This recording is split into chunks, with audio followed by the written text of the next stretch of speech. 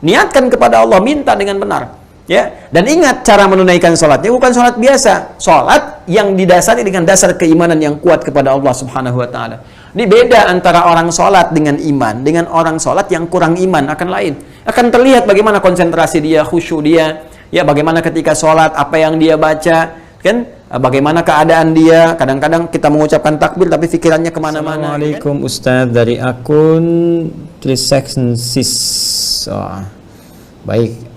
Waalaikumsalam warahmatullahi wabarakatuh. Ustaz izin bertanya, apakah jika kita bertawassul pahala kita hilang? Terima kasih sebelumnya Ustaz. Semoga Ustaz dan keluarga serta tim KIAI selalu diberikan keberkahan oleh Allah Subhanahu wa taala. Maksudnya, amin. Semoga Allah Subhanahu wa taala senantiasa juga memberkahi Anda, keluarga Anda dan kerabat-kerabat Anda dan memudahkan segala urusan Anda. Ya, dan semoga Allah menyertakan kami dalam kebaikan yang Anda terima. Baik, tentang tawassul. Tawassul itu dalil utamanya ada di Al-Quran surah kelima Al-Ma'idah di ayat ke-35. Ya. Quran surah kelima Al-Ma'idah di ayat ke-35. Ya, saya tuliskan dulu ya. Teman-teman, Quran surah kelima Al-Ma'idah. Kita kasih tanda kurung. Nah, ini ya, kita jelaskan supaya nanti tidak ada yang bertanya lagi. Surah kelima itu surah apa namanya? Ayat ke-35. Ya, di mushaf standar paling kanan sebelah bawah ya. Allah berfirman, "Ya ayyuhalladzina amanu taqullaha wabtaghu ilaihil wasilah." Ya, jadi saya tuliskan, mohon izin. Ya ayyuhalladzina kan amanu ittaqullaha. Nah, ini kemudian wabtaghu ilaihil wasilah. Nah, ini poinnya. Nah, ini saya garis bawah ya. Ya ayyuhalladzina amanu, hai seluruh orang-orang yang telah menyatakan dirinya beriman kepada Allah Subhanahu wa taala. Hai seluruh orang-orang yang telah menyatakan dirinya beriman kepada Allah Subhanahu wa taala. Ittaqullah, tingkatkan selalu takwa kalian kepada Allah Subhanahu wa taala. Wabtaghu ilaihil wasilah, dan carilah untuk dengan meningkatkan takwa tadi ya, dan carilah dengan meningkatkan takwa tadi al-wasilah ya, satu wasilah untuk memohonkan kepada Allah guna mengabulkan satu permohonan yang Anda inginkan ya, atau mengharapkan terwujudnya cita-cita yang Anda dambakan. Nah, ini cara untuk mendapatkan sesuatu melalui satu perangkat meningkatkan takwa. Nah, itu perangkatnya disebut dengan apa? Wasilah. Caranya, prosesnya disebut dengan tawassul. Tawassul itu menggunakan satu perangkat dalam rangka untuk memohon kepada Allah Subhanahu wa taala demi terwujudnya satu hal yang kita harapkan. Ya, atau doa yang kita mohonkan, kita kabulkan, ya. Jadi, ini prosesnya kemudian jadi satu penamaan disebut dengan tawassul. Nah, tawassul. Nah, jadi tawassul itu kalau kita berbicara hukum jelas kebolehannya ya, artinya jelas apa? Jelas kebolehannya. Jadi kalau ada pertanyaan di luar tadi apa yang Anda utarakan, apakah boleh bertawassul? Kita jawab boleh. Apa dalilnya? Dalilnya Quran surah kelima Al-Ma'idah ayat 35. Bahkan diperintahkan oleh Allah Subhanahu wa taala untuk bertawassul. Jadi mencari wasilah demi terwujudnya satu harapan atau satu impian, bahkan doa yang kita mohonkan kepada Allah Subhanahu wa taala. Hanya persoalannya bagaimana cara mengerjakan tawassul yang dibolehkan itu. Ya, jadi kebolehan ini tidak berhenti di hukum bolehnya, tapi berhenti juga ya dari aspek penunaiannya. Jadi jangan kita batasi boleh, tapi kita tidak meneruskan bagaimana melaksanakannya. Ya, seperti apa implementasinya? Sama dengan bolehkah saya sholat subuh? Boleh di waktu subuh, tapi Anda harus tahu caranya. Jangan sampai caranya tidak sesuai dengan penunaian yang dicontohkan oleh Nabi Shallallahu Alaihi Wasallam atau diisyaratkan oleh Al-Quran. Sholatnya di waktu subuh cuma 3 rakaat, ya salah juga, kan? Karena itu pun ketika Anda ingin menunaikan tawassul, maka bagaimana tawassul yang benar? Nah, oleh Al-Quran diberikan gambaran umum. Yang pertama adalah ittaqullah, tingkatkan takwa kepada Allah. Jadi ternyata pertama teman-teman sekalian, cara efektif untuk menunaikan tawassul ini, menjadikan wasilah untuk bermohon kepada Allah, mengabulkan apa yang kita harapkan, maka tawassul pertama kata Allah gunakan dengan peningkatan takwa ini. Nah, teman-teman sekalian, peningkatan apa? Takwa. Jadi ini yang paling efektif. Allah sendiri yang infokan kepada kita. Sepanjang Anda mampu meningkatkan takwa, mampu tingkatkan takwa. Nah, dengan cara meningkatkan takwa itu, jadikan perantara untuk bermohon kepada Allah. Nah, sedangkan takwa itu teman-teman sekalian, kalau kita lihat wujudnya, nggak akan pernah kita temukan dalam Al-Quran, kecuali ya pada peningkatan amal soleh kita, yang didasari dengan dasar keimanan kepada Allah. Ini penting poinnya. Jadi, kalau kita ingin mencoba meningkatkan takwa, maka wujudnya terletak kepada amal soleh, ya, yang didasari dengan keimanan kepada Allah. Sehingga orang-orang yang mencoba meningkatkan takwa, orang-orang takwa, ya, jadi kalau orang takwa, satu disebut taqi, orang-orang takwa disebut muttaqin atau muttaqun kalau rafa, muttaqin kalau nasab dan jar. Kalimat muttaqin pertama dalam Al-Quran di Al-Baqarah ayat kedua, ya, kemudian implementasinya ayat 3, ayat 4, hasilnya ayat kelima. Dzalikal kitabu la raiba fi hudal lil muttaqin. Siapa muttaqin? Orang yang mencoba meningkatkan takwa itu, orang bertakwa itu. Ayat 3-nya, alladzina yu'minuna bil ghaib, iman, ya, yaitu orang-orang yang yakin kepada Allah tanpa ragu, punya dasar iman yang kuat. Karena keyakinan ini dia mencoba meningkatkan amal soleh. Dengan wujud apa? Wa yuqimunas shalah, kan? Itu wujudnya dengan cara meningkatkan sholatnya. Jadi kalau kita turunkan lagi amal solehnya, apa Ustaz amal solehnya? Sholat, gitu kan? Nah, ini teman-teman sekalian. Wa mimma razaqnahum yunfiqun, berinfak dengan amalan harta, gitu kan? Nah, ini walladzina yu'minuna bima unzila ilaik, ya, Al-Quran, interaksi dengan Al-Quran. Nah, ini diantaranya. Ya, jadi kalau kita ingin mencoba bertawasul, kata Al-Quran, coba gunakan tawasul itu. Yang pertama yang paling efektif dengan meningkatkan takwa. Bagaimana meningkatkan takwa ini? Pertama, yakin dulu kepada Allah, jangan pernah ragu. Ya, jadi kuatkan pada jiwa kita keyakinan paripurna terhadap Allah Subhanahu wa taala, dengan segala janjinya, dengan segala perintahnya kita kerjakan dengan baik. Setelah muncul keyakinan itu tanpa ragu sedikit pun, maka kita implementasikan keimanan itu dengan amal soleh. Karena itu sering saya katakan, kata iman di dalam Al-Quran seringkali disertai dengan amal soleh, baik bentuk namanya langsung amal soleh, atau jama' amilus salihat, atau bahkan langsung bentuknya, ya, langsung implementasi amalnya. Seperti Quran surah ke-103, wal 'asr innal insana lafi khusr illal ladzina amanu, nama umumnya wa amilus salihat. Sekarang implementasinya apa? Bentuk amal soleh tadi, amilus salihatnya. Ini di Al-Baqarah ayat 3 dijelaskan, ya, wa yuqimunas shalah, setelah alladzina yu'minuna bil ghaib wa yuqimunas shalah. Salat yang ditunaikan dengan iman, bukan salat biasa. Karena itu saya katakan dasarnya iman. Ya, dasarnya apa? Iman. Karena itu ketika Anda ingin bertawasul, karena Anda ingin punya permohonan, misal saya menginginkan, ya Allah, bahwa besok ujian saya lancar, ujian saya baik, ya Allah. Saya menginginkan, ya Allah, lahirnya anak-anak yang saleh, yang baik. Saya menginginkan, ya Allah, pekerjaan yang halal, yang Engkau ridhai dan sebagainya. Anda ingin bermohon dan pengen cepat dikabulkan, pengen bertawasul. Maka bagaimana caranya? Anda bisa pilih di antara amal soleh. Kata Allah, coba mulai dengan tingkatkan salat. Ya, bangun misalnya. Ya, karena kalimat as-salah di sana, wa yuqimunas shalah, as-salahnya kan menggunakan alif, lam, shad, lam, wawu, ya, kemudian ada fathah tegak di atasnya, tak marbutah, seperti ini. Ya, seperti ini teman-teman sekalian. Kan? Ah, ini bentuk ini bukan sekedar mencakup bentuk yang fardu. Ya, biasanya kalau menyebutkan bentuk fardu spesifik itu ada di Quran surah kedua, contohnya Al-Baqarah ayat 238 dengan bentuk jama. Hafidhu 'alas salawat. Hafidhu 'alas salawati was salatil wusta wa qumu lillahi qanitin. Hafidhu 'alas salawat. Jaga oleh kalian waktu-waktu salat yang fardu itu, terutama salat-salat pertengahan, dan tunaikan dengan penuh kekhusyuan kepada Allah Subhanahu wa taala. Saling menjaga, saling ingatkan. Tapi kalau bentuknya seperti ini bentuknya, ya, itu bentuk yang mencakup bahkan lebih daripada yang fardu. Ya, jadi bisa mencakup sunnahnya, tahajudnya, duhanya, ya, syuruknya, salat mutlaknya. Jadi dalam setiap keadaan, walaupun belum masuk nih hikmahnya, walaupun belum masuk salat fardu, Anda punya keinginan atau hajat tertentu, silahkan Anda tunaikan. Misalnya dalam waktu duha, salat duha, ya kan?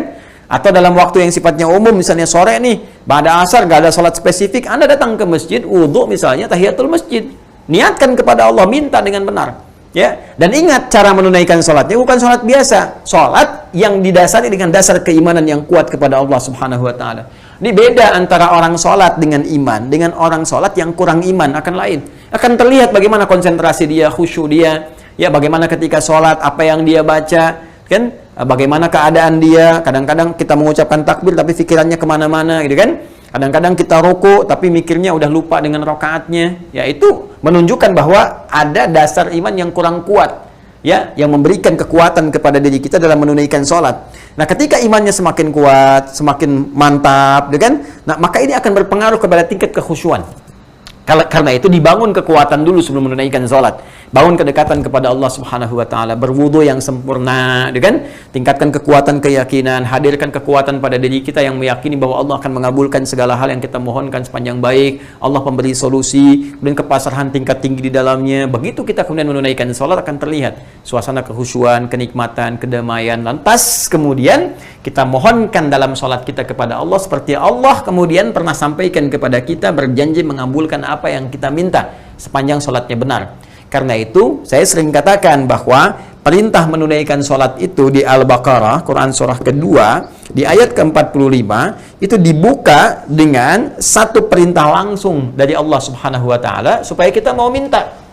Silakan cek. Wasta'inu bis-sabri was-salah. Jika Anda, kata Allah, kalian memiliki persoalan dalam kehidupan, maka silahkan minta kepada Allah. Caranya bagaimana? Terima dulu masalah itu dengan sabar. Terima dulu persoalan yang sedang Anda alami sebagai ujian dengan sabar. Jelas? Ya, karena Anda mengeluh pun gak akan meninggalkan dan menghilangkan ujian itu. Ya, karena Anda pasang status pun tidak akan menghilangkan persoalan itu. Apa Anda pikir dengan status dipasang banjir bisa selesai? Apa dipikir dengan status dipasang misalnya hujan bisa berhenti? Tidak. Ya, terima dulu sebagai ujian bagi Anda, karena Allah tidak mungkin menguji kalau kita tidak sanggup menjalaninya. Ya, maka ketika kita menerima dengan sabar, kita terima dulu, berikhtiar mencari solusi, setelah itu kita tunaikan sholat. Dalam sholat kita minta. Makanya ketika Allah perintahkan, ya, wasta'inu, ya, cepat kalian minta tolong kepada Allah, minta solusi kepada Allah dari persoalan yang kau alami bisabri, terima dengan sabar, wassalah, saat sholat minta. Karena itu kalimat wasta'inu yang menjadi bentuk perintah, wasta'inu ini, maka di dalam sholat ini diajarkan oleh Allah langsung kepada Rasulullah SAW, dirubah ke dalam bentuk permintaan kita. Ini yang tadinya fi'il amr, bentuk perintah, dirubah kepada bentuk mudhari' dalam wujud permintaan, permohonan. Nih, gimana permohonannya? Ayat kelima di Al-Fatihah. Ya, dan kita baca 17 kali dalam sehari. Iyyaka na'budu wa iyyaka nasta'in. Iyyaka nasta'in. Bentuk perintah kita rubah menjadi bentuk permohonan. Nasta'in. Nasta'in. Ya, iyyaka na'budu, kepada Engkau lah Allah Subhanahu wa taala, ya Allah, kami menyembah, hanya Engkau saja yang disembah, yang lain tidak kami sembah, kan? Wa iyyaka nasta'in. Dan sekarang ya Allah, ya, kami meyakini ya Allah, hanya Engkau pemberi solusi, hanya Engkau yang mampu menyelesaikan segalanya. Kami sedang punya masalah ya Allah. Kami mohon kepadamu ya Rabb, mohon berikan kami pertolongan, berikan kami solusi. Anda tahu teman-teman sekalian, di titik ini kalau kita mengerjakan sholat dengan benar, dari awal wudunya benar, cara takbirnya benar, kan? Sampai bacaan iftitah, Al-Fatihahnya benar, sampai kalimat ini, perhatikan hadis qudsinya. Ya, di sini Allah menjawab, hadza baini wa baina abdi, wali abdi ma sa'al. Ini perjanjian antara aku dengan hambaku. Apapun yang ia minta, sepanjang benar permintaannya, aku akan kabulkan. Baru di titik ini. Ya, belum ketika dia rukuk, belum ketika dia sujud, dia bisa mohon dalam sujudnya. Ya, dengan hatinya dia ucapkan subhana rabbiyal a'la, subhana rabbiyal a'la wa bihamdi, subhanakallahumma bihamdika, Allahumma ighfirli. Ya, setelah itu dia mohon. Ya, itu kalimat pembuka, teman-teman. Nanti lihat lagi fikih salat yang kita pelajari bersama. Insya Allah nanti ada serial yang kita siapkan. Ya, dari awal sehingga lebih terstruktur kembali, lebih sistematis, ya, dari awal sampai dengan akhirnya. Di antara pembahasan yang telah kita uraikan di beberapa tempat yang telah kita sampaikan dalam ta'lim kita, ya teman-teman, saat sujud itu kata Nabi aksirid doa. Ya, innama aqrabul abdi ya min rabbihi wa huwa sajidun. Keadaan terdekat antara seorang hamba dengan Rabbnya, dengan Allah adalah saat sujud. Fa'aktsirud doa. Kata Nabi, maka perbanyak doa dalam sujud itu. Maka mohon kita kepada Allah Subhanahu wa taala dengan bahasa hati kita. Boleh minta kepada Allah dengan suara hati kita. Dilafadzkan bila sesuai lafadznya dengan petunjuk Nabi sallallahu alaihi wasallam, doa-doa dari Nabi, ya, yang sekiranya kita ada permohonan spesifik yang kita alami saat ini di hati kita sampaikan. Ya Allah, anugerahkan kekuatan untuk menghadapi ujian ini ya Allah, sabarkan diri hamba, berikan kekuatan pada suami hamba untuk berubah, berikan kekuatan pada istri hamba untuk berubah, ya Allah, lancarkan pekerjaan saya ya Allah, hilangkan semua wabah pandemi ini, dan seterusnya. Ya, dan seterusnya. Jadi mohonkan kepada Allah Subhanahu wa taala. Bahkan ada satu titik di mana Allah menyentuh iman kita. Ya, seakan-akan ingin menguatkan, "Hei, Apa dengan segala janjiku kamu belum yakin juga? Di mana imanmu? Ya, maka di ayat 153 di surah Al-Baqarah, ini kan Quran surah kedua Al-Baqarah, ayat 45, kalimat pembukanya kan wasta'inu. Di ayat 153, ya, paling kanan sebelah bawah, itu Quran surah kedua Al-Baqarah, ayat 153, itu kalimat imannya langsung ditegaskan, ya ayyuhalladzina amanu. Hei, orang-orang yang telah menyatakan dirinya beriman. Hei, kamu yang punya iman, ya iman itu yakin tanpa ragu, kan? Aku sudah perintahkan wasta'inu sebelumnya nih, wasta'inu bisabri wassalah. Kamu nggak yakin juga, di mana imanmu? Karena itu kata Allah, ya ayyuhalladzina amanu ista'inu bisabri wassalah. Ya, sekarang aku sentuh imanmu. Apa kamu masih punya iman atau enggak? Yakin atau enggak? Ya, ini persoalannya keyakinan teman-teman sekalian. Jadi kalau kita yakin kepada Allah dan ingin bertawasul dengan amal soleh kita, mesti punya keyakinan. Ya, makanya di Quran itu sering disampaikan dengan kalimat iman. Ya, Quran khitabnya bagi orang beriman. Yang yakin dengan Al-Quran, yakin dengan Allah, yakin tanpa ragu, Allah akan berikan. Yang nggak yakin ya begitu-begitu saja. Gitu ya? Karena itu Al-Quran katakan, ya, Al-Quran katakan wala yazidul zalimina illa khasara. Sedangkan bagi orang-orang zalim yang tidak yakin, apalagi menyoal keyakinan, apalagi berbuat sesuatu yang buruk, nggak akan nambah apapun kecuali kerugian saja. Nah, karena itu, kembali ke sini, jika Anda ingin kemudian memohon kepada Allah dengan tawassul, maka yang paling tinggi tingkatnya dengan menunaikan amal saleh, dengan meningkatkan takwa kepada Allah Subhanahu wa taala. Nah, salat ini yang paling pokok, karena salat ini bisa dikerjakan oleh siapapun yang beriman. Ya, mau dia kaya, mau cukup, mau hartanya kemudian sedang merasakan sulit dan sebagainya, karena salat tidak mengeluarkan biaya. Salat dikerjakan dalam keadaan apapun. Karena itu, salat menjadi amalan yang kemudian terwariskan dari nabi-nabi sebelum Nabi Muhammad SAW, bahkan untuk dikerjakan kepada Allah demi bertawasul untuk mendapatkan satu amalan-amalan atau keharapan-harapan tertentu. Contoh paling gampang gimana Ustaz? Di Al-Quran ada enggak? Ada. Di surah apa? Ali Imran, surah ketiga. Ya. Di ayat berapa? 38 sampai 39. Ya. Tawasulnya menggunakan sholat. Betul, sholat. Untuk mendapatkan apa? Permohonan kepada Allah supaya mendapatkan keturunan. Ya. Siapa yang mengerjakan Ustaz? Nabi Zakaria. Ya. Bagaimana kisahnya Ustaz? Kita lihat dalam Al-Quran bagaimana Allah menyampaikan kepada kita. Ya hunalika da'a Zakaria rabbah. Di mihrab itulah kemudian Nabi Zakaria bermohon kepada Allah Subhanahu wa taala, berdoa. Ya, dan doa ini dikerjakan dalam salatnya. Dari mana taunya Ustaz? Nanti kita lihat di ayat 39. Ya, apa doanya di sini? Beliau berdoa kepada Allah, qala rabbi habli min ladunka dzurriyyatan thayyibah innaka sami'ud du'a. Qala rabbi habli, ya Allah anugerahkan kepadaku karena engkau pemberi yang tak punya batas. Sifat Allah yang memberi tanpa batas. Allah punya nama namanya Wahhab. Wahhab itu pemberi tanpa batas. Kalau kita ingin minta dengan nama ini, dengan sifat ini, kita katakan hab. Untuk kita habli, kalau banyak hablana. Rabbana hablana min azwajina wa dzurriyyatina qurrata a'yun. Hab. Ya, kenapa minta dengan al-asmaul husna ya Ustaz? Karena Allah mengajarkan langsung. Buka lagi Quran surah ke-17 misalnya.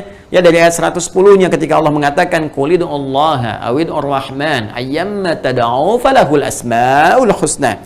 Ya, sebut nama Allah, minta ya Allah, mohon atau Ar-Rahman. Atau kalau Anda punya permohonan spesifik, maka minta dengan nama Allah spesifik yang sesuai dengan permintaan permohonan Anda. Butuh rizki, sebut ya Razzaq, ya Allah ya Razzaq. Butuh tambahan ilmu untuk menghadapi ujian atau hal tertentu, ya Allah ya Alim. Ya, butuh kekuatan untuk menghadapi satu persoalan, ya Allah ya Sabar. Jadi semua ada di situ. Nabi Zakaria divonis secara medis gak akan mungkin punya keturunan, kata medis. Kenapa? Karena dilihat, oh ini istrinya saja, mohon maaf, monofos dan mandul. Ini nggak bisa. Karena manusia mengatakan tidak bisa, mustahil, maka teman-teman sekalian, ini tanda dari Allah langsung. Artinya kalau ada manusia mengatakan ini nggak bisa, ini mustahil, ini tanda dari Allah supaya kita mengingat Allah. Ya, sebab kadang-kadang dibuat tanda ketidakmampuan di manusia supaya manusia ingat lagi kepada yang maha mampu. Sehingga kembali kepada Allah Subhanahu wa taala. Di titik inilah kemudian kalau kita mengalami satu persoalan dalam kehidupan, ketika mereka mengatakan ini mustahil, ini nggak bisa, ini tanda pertama langsung dari Allah, segera tinggalkan opini hamba, bermohonlah kepada Allah karena ini diberikan jalan bagi Anda untuk mendekatkan diri kepada Allah Subhanahu wa taala. Maka mintalah Nabi Zakaria dengan kalimat hab, dari kata wahab, ya Rabbi habli min ladunka dzurriyyatan thayyibah. Duhai Allah yang Maha Pemberi tanpa batas, anugerahkan kepadaku ya Allah keturunan. Ya, mohon dengan segala ketetapanmu, karena manusia mengatakan tidak mungkin, dan disinilah engkau memberikan di luar batas kemungkinan manusia.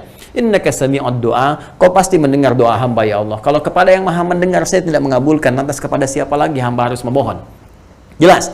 Apa yang terjadi? Begitu itu dikerjakan sebelum sholatnya selesai, bahkan saat doanya baru selesai, sholatnya belum selesai. Ya, itu masih berdiri dalam sholatnya, masih berdiri, bahasa Arabnya disebut qaim. Ya, qaimun. Ya, qaimun. Nah, ini masih berdiri. Jelas. Masih sholat, belum selesai sholatnya, disebut yusolli. Nah, Nabi Zakaria masih berdiri dalam sholatnya, masih sholatnya belum selesai. Jadi berdiri, ya, mohon kepada Allah. Selesai doanya, belum selesai sholatnya. Apa yang terjadi? Lihat di ayat 39-nya. Di ayat 39, begitu selesai doanya, tiba-tiba fanadathul malaikatu wa huwa qaimun yusalli fil mihrabi. Ya, baru selesai kemudian doanya, belum selesai sholatnya. Tiba kemudian datang malaikat menyampaikan, menyuruh beliau, fanadathul malaikatu, maka menyampaikan malaikat kepada beliau, wa huwa qaimun, sedangkan beliau ini masih berdiri, baru selesai doa, masih berdiri, yusalli, masih sholat, belum selesai sholatnya. Perhatikan, kekuatan sholat yang dilakukan dengan dasar keimanan yang kuat, kepasrahan, keyakinan, sifat qanaah, itu Allahu Akbar, bisa seketika langsung mengabulkan doa, bahkan sholatnya belum tuntas dikerjakan. Ya, annallaha yubashshiruka bi Yahya. Kata malaikat, Allah memberi kabar gembira kepadamu, Allah akan mengabulkan. Ya, Allah telah mengabulkan doamu dan akan menganugerahkan kepada engkau seorang anak laki-laki, langsung namanya diberikan oleh Allah, yaitu Yahya. Ya, berarti hidup. Seorang yang hidup, yang kata manusia mustahil, dari rahim seorang perempuan yang maaf, monopus dan mandul, terakhir bayi yang hidup, kata Allah, dia lahir dan hidup dengan kuasa Allah subhanahu wa ta'ala. Ini diantara contoh tawasul yang menggunakan apa? Sholat. Ya, ada lagi dengan ibadah, dengan bermohon, dengan peningkatan, seperti yang diuji dengan penyakit. Ya, siapa? Nabi Ayub misalnya, alaihi salam, di Quran surah ke-21. Ya, Quran surah ke-21 di ayat ke-83 sampai 84. Ya, wa ayyuba idnada rabbahu anni massani yadhurru wa anta arhamur rahimin. Ya, ketika Ayub berdoa, bermohon kepada Allah, bertawasul dengan doanya, dan doa bagian dari peningkatan takwa. Ya, makanya dalam orang-orang yang bertakwa itu diajak untuk berdoa. Dan bukankah sholat itu maknanya adalah doa? As-sholatu hiya doa. Ya, as-sholatu hiya doa. Dan karena itu di sini kemudian Nabi Ayub berdoa kepada Allah Subhanahu wa taala, dan doa itu bagian dari takwa kita. Jadi ketika seseorang beriman banyak berdoa kepada Allah, doa itu bagian dari tawasul kita, minta kepada Allah lewat doa yang kita mohonkan. Ya, tapi apakah sekedar doa itu dipanjatkan biasa? Tidak. Nanti kita akan lihat ayatnya. Ya, ketika Allah menyampaikan wa ayyuba, dan aku buka kisah Ayub alaihissalam, idnada rabbahu, ketika bermohon berdoa kepadanya, kepada Allah Subhanahu wa taala, ya, anni massani yadhurru wa anta arhamur rahimin. Ya Allah, penyakit ini telah mengganggu saya, menyakiti saya, mengganggu saya untuk menunaikan ibadah dengan sempurna. Jadi Ayub alaihissalam ini masya Allah rajin ibadah. Ya, diuji oleh Allah kemudian dengan hilangnya harta benda, hancur asetnya, makin meningkat ibadah lagi. Wafat, meninggal, ya, keturunannya semua tanpa kecuali, ya, dikisahkan ada 12 anaknya meninggal kemudian seketika 12-nya itu, tapi masih meningkat lagi, bahkan berikhtiar dengan ibadah lagi. Dikasih ujian sakit, masih ibadah lagi, bahkan berikhtiar kepada Allah dengan ibadahnya, dan menikmati, mensyukuri apa yang Allah berikan kepadanya, dan berikhtiar memohon kepada Allah dengan itu semua. Ya, lantas apa yang terjadi? Ya, orang yang rajin ibadah, yang kuat, teman-teman sekalian, itu disebut abid namanya. Ya, Allah itu ma'bud, ya, ma'budul haq. Kita yang menyembah disebut abid. Cara kita menyembah na'bud, ya. Iyyaka na'budu. Allah ma'budul haq, kitanya abid. Ya, hambanya disebut abidun atau abidin, gitu kan? Nah, sekarang perhatikan baik-baik. Apa yang terjadi ketika beliau banyak meningkatkan ibadahnya kepada Allah, memohon kepada Allah, ya, ketika sakit, dan sakit itu sudah mulai mengganggu beliau untuk ibadah, menyakitinya. Ya, jadi ketika beliau terima penyakit itu, lancar ibadah, nggak ada masalah. Tapi ketika mengganggu, ya, sholat sudah mulai nggak enak, gitu kan? Mau zikir kepada Allah sudah mulai terganggu dan sudah mulai tersakiti, maka memohon kepada Allah Subhanahu wa taala. Ya, anni masani yadhurru wa anta arhamur rahimin. Ya Allah, Engkau yang paling sayang kepada hamba. Kalau yang paling sayang saya tidak menyembuhkan, lantas kepada siapa lagi hamba memohon? Ketika itu dilakukan oleh Ayyub alaihissalam, maka apa yang terjadi? Fastajabna lahu.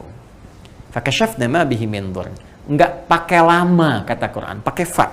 Harfu atfin rabitin baina syai'aini bila hudud. Ya, sama persis dengan Nabi Zakaria alaihissalam. Zakaria baru berdoa, selesai, langsung dikabul.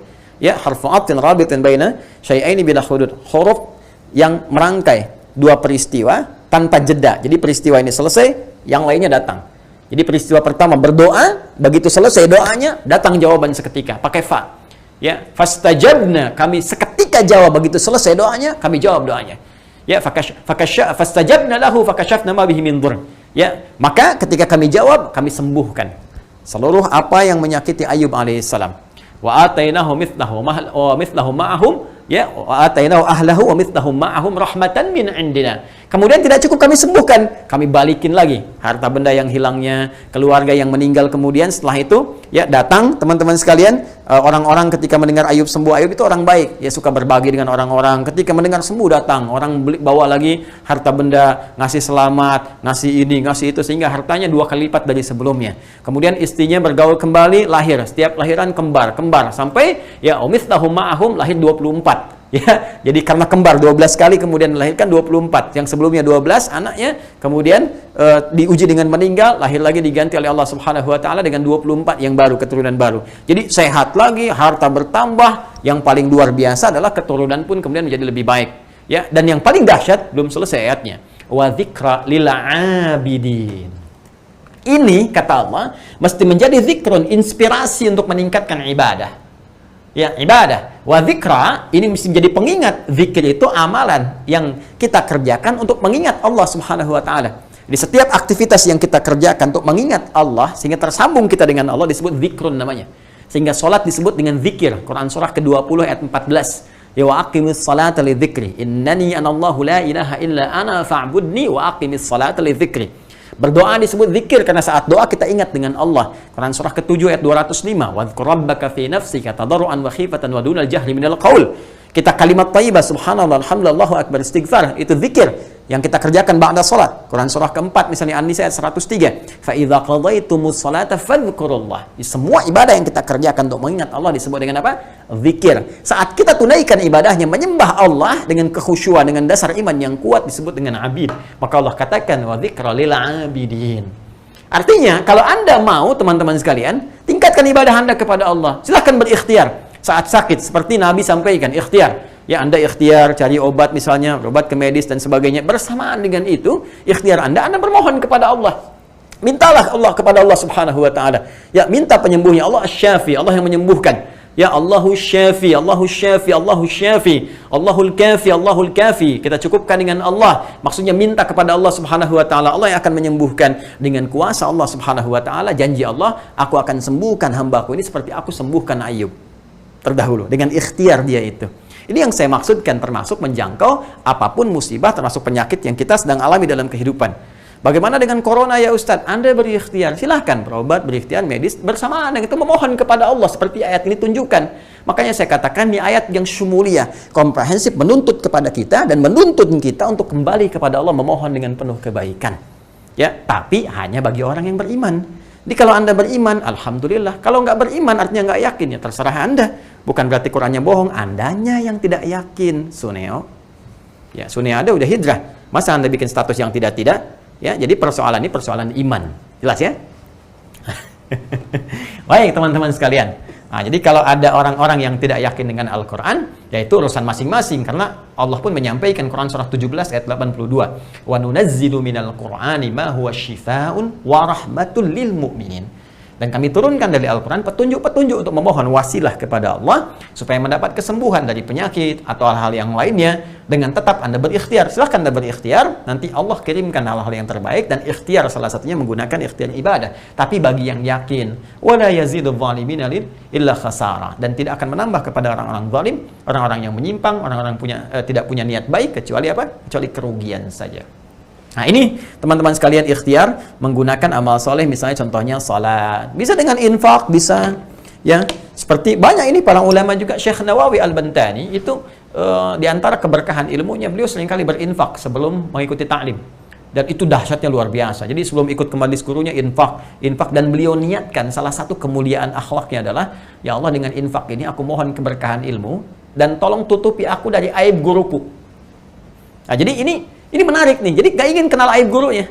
Ya, ini Masya Allah berkah ini ilmunya nih. Jadi begitu mau ke majelis gurunya, infak, dan minta kepada Allah untuk menutupi aib gurunya, supaya tidak sibuk mencari aib. Nah ini adab nih, ini adab yang sangat luar biasa. Ya, jadi ini kadang-kadang penuntut ilmu kekinian nih, ada yang perlu kita introspeksi. Ini belum apa-apa udah gunjing gurunya. Ya, kemana sih? Talim siapa? Saadi Hidayat. Ah, bid'ah tuh. Oh, bid'ah. Ya Allah. Ya, belum aja Anda belajar udah menyebut sesuatu yang kurang pantas ya. Nggak mungkin dapat feedback ilmu yang bisa meresap ke dalam jiwa. Itu mustahil. Ya, karena itu ada sesuatu yang penting kita jaga karena manusia nggak lepas dari kesalahan. Termasuk seorang Adi Hidayat misalnya atau ustaz-ustaz yang lainnya pasti ada titik di mana dia berbuat salah. Yang dengan kesalahan itu memperbaiki. Boleh jadi Allah titipkan langsung di lisannya. Padahal mungkin pikirannya merasa benar, tapi tiba-tiba terlintas di kalimatnya misalnya keliru. Ya, dan yang dia inginkan sebenarnya bukan itu. Ya bisa jadi terjadi demikian karena ada lompatan pemikiran tapi di lisan mengikuti misalnya bisa terlampau lambat atau bahkan lebih cepat. Nah, itu bisa terjadi. Dan kadang-kadang Allah ingatkan lewat peristiwa itu supaya memperbaiki diri. Oh ini nih kamu nih kecepatan. Nih kamu nih lupa karena sedang mikir ini nyampaikan ini. Bisa jadi kejadian demikian. Tapi yang terbaik bagi seorang murid adalah mengambil faedah dari ilmu tanpa harus menyoal keburukan-keburukan manusia. Ini poinnya. Ya. Ada lagi lewat yang kumpulan-kumpulan populer amal soleh lain. Yang penting amal soleh. Ya. Pernah nggak kalau Anda baca di Al-Bukhari itu panjang sekali kisahnya tentang 3 orang yang terjebak ya di dalam satu gua. Kan populer sekali, viral lah. Viral, udah di like sebanyak orang, di share oleh Imam Al-Bukhari dan di komen oleh para pensyarah hadis. Ya, like, share, and comment. Nah ini tentang 3 orang yang sedang berjalan ya menuju satu titik bersamaan, hujan terus berlindung di satu gua. Nah, tiba-tiba ketika masuk gua menggelinding satu batu besar nutup kan. Nah, mereka ingin keluar, dorong-dorong nggak mampu, nggak kuat, gitu kan? Nyari Bang Jago nggak ada, gitu kan? Apa yang mereka lakukan? Nah, akhirnya ya mereka bersepakat. Ada salah satu orang yang cukup soleh di antara mereka, dia mengatakan kepada kawannya, ini nggak ada nih usaha kita di sini dengan ikhtiar fisik kita. Kembalikan kepada yang maha kuat. Maka mereka minta kepada Allah dengan amalan mereka. Ya satu mengatakan, ya Allah, aku selama ini mempunyai karyawan banyak, gitu kan, dalam satu usaha. Tiba kemudian waktu gajian satu karyawanku nggak ada. Lalu setelah itu, ya, karena dia belum datang, aku simpankan uangnya. Terus dia sehari, 2 hari, 3 hari nggak datang, makanan nggak datang. Aku khawatir nilainya berkurang dari uang ini. Ya, nggak sama dengan ketika dia datang. Maka aku kemudian jadikan uang ini, dibelikan kambing. Setelah itu aku rawat dengan baik si kambing ini sehingga menjadi banyak, jadi banyak, jadi banyak. Setelah beberapa masa dia datang, kambingnya jadi banyak, dia menagih upahnya. Dia katakan, Tuan, saya mau ngambil upah saya dulu, saya nggak ambil. Maka tuannya berkata, nih, ini upah kamu semua nih. Dia berkata, oh kamu bercanda, katanya. Ya, kamu bercanda gitu kan, kamu sedang bercanda dengan saya. Kata tuannya, tidak. Dulu waktu kamu datang, uang kamu itu nggak mau kamu ambil, kamu tidak ada, kamu pergi, saya belikan kambing supaya nilainya tidak berkurang. Sekarang kambingnya jadi banyak, dia punya kamu semua. Maka dia gembira sekali, dia bawa kambingnya ya tanpa menyisakan tuku satu pun. Ya, dan dia berkata dengan gembiranya dia pergi gitu kan, dia bawa semuanya itu. Maka aku ridha dengan semua itu. Jika memang yang aku kerjakan ini ya Allah di sisimu punya nilai di hadapun ya Allah sebagai amalan terbaik yang pernah aku kerjakan, mohon dengan itu keluarkan kami dari kungkungan batu ini. Dia bertawasul, mohon dengan amalan tadi keluarkan kami dari batu ini. Begitu kemudian didorong, ya ada ikhtiarnya juga, ya. Jadi ada ikhtiar, begitu didorong lagi tiba-tiba bergeser, tapi mereka belum bisa keluar. Yang tadi nggak kuat, kemudian ikhtiar tadi didorong karena tawasul bergeser. Nah, terus ada yang lagi berkata dengan ikhtiar berbuat baik kepada ibunya. Ternyata Masya Allah berbuat baik pada ibu ini, itu melahirkan feedback kepada kita. Kemudahan, pembebasan dari kesulitan dan sebagainya. Ya Allah, aku punya seorang ibu, aku berikan yang terbaik pelayanan kepadanya. Sampai nggak pernah kemudian aku minum susu sebelum ibuku minum. Makanan di rumah dimakan setelah ibu duluan. Sampai satu ketika aku pulang kemudian dari hutan, ya mencari satu hal kebutuhan, ya tiba kemudian aku dapatkan ibuku sudah tidur. Lalu dia belum minum susunya. Maka ya Allah, aku pegang dan kau maha menyaksikan. Aku pegang nampan susu itu ya di samping ibuku sampai dia bangun. Ya, dan kemudian setelah itu ketika bangun aku minumkan kepada beliau, baru di situ pun kami makan dan minum pada saat itu. Dan aku tidak pernah mengatakan kepada ibuku bahwa aku telah memegang nampan itu dari sejak tidur sampai bangun. Berapa jam itu? Ya, kalau itu menjadi pengabdian terbaik untuk ibuku dan bernilai di hadapanmu ya Allah sebagai amal saleh, mohon bebaskan kami dari kungkungan batu ini. Maka dia naik, dia dorong, bergeser lagi. Dan yang terakhir, ya seorang juga berkata kepada Allah, bermohon dia dalam doanya, ya Allah, dulu aku seorang rentenir yang menerapkan riba yang sangat luar biasa dan aku jatuh cinta dengan seorang keponakanku perempuan. Ya, maka setelah itu terjadi peristiwa bapaknya minjam kepada aku dan utangnya cukup besar, si anak minta dibebaskan. Maka itu kesempatan bagiku untuk mengerjai perempuan ini karena dia nggak mau menikah denganku. Maka aku katakan, kalau bapakmu ingin bebas, maka malam ini engkau melayaniku. Maka dengan terpaksa si anak perempuan itu datang, dan ketika aku akan mulai mengerjainya, maka anak itu tiba-tiba berkata, wahai paman, ittaqillah, bertakwalah kepada Allah. Kalimat itu menghunjam keras ke dalam jiwaku bagai petir yang menyambar. Jadi kalau kita ini benar-benar mendekat kepada Allah, saleh, ya, nggak banyak berbuat maksiat, tuh kalimat-kalimat tuh kencang sekali. Ya, bertakwalah kepada Allah, tinggalkan maksiat itu menghunjam ke dalam jiwa. Ya sama, saya pun diajarkan dulu oleh guru-guru demikian. Ya, jadi tingkatkan amal soleh, siang mengajar, malam bermohon, jauhi maksiat, sehingga apa yang kita sampaikan itu bisa terlihat apakah punya bekas dalam jiwa orang-orang mendengar atau tidak, atau ada evaluasi, akan ada perbedaan. Ya, maka yang terjadi itu memberikan getaran kepada jiwa, aku langsung berlari meninggalkannya, dan sejak itu aku merubah hidupku menjadi lebih baik. Aku bebaskan utang bapaknya dan seterusnya. Jika itu menjadi amal soleh di hadapanmu, ya Allah, mohon bebaskan kami dari kungkungan batu ini. Maka apa yang terjadi? Yang terjadi kemudian didorong dan menggelindinglah batu itu, dan mereka terbebas dari kungkungan batu tadi.